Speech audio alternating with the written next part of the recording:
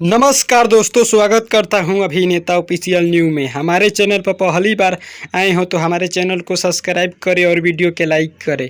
ये खबर है भोजपुरी सुपरस्टार खेसारी लाल यादव जी के एक बवाल फिल्म के बारे में, जिस फिल्म का नाम है अंदाज।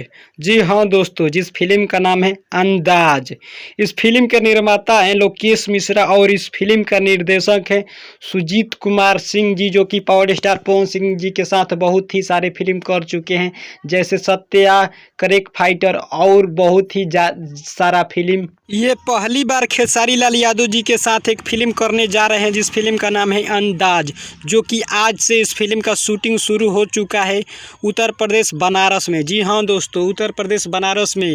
जो भी भाई लोग इस फिल्म को शूटिंग देखना चाहते हैं, कृपया जाकर बनारस में देख सकते हैं, क्योंकि आज से इस फिल्म का शूटिंग शुरू कर दिया गया है। उम्मीद करता हूँ कि ये खबर आप लोगों को अच्छी लगी हो तो हमारे चैनल को सब्सक्राइब करें और वीडियो के लाइक करें और साथ ही कमेंट करें कि ये वीडियो कैसी लगी। मिलते हैं नेक्स्ट वीडियो में किसी बवाल खबर के साथ। जय हिंद, जय भोजपुरी।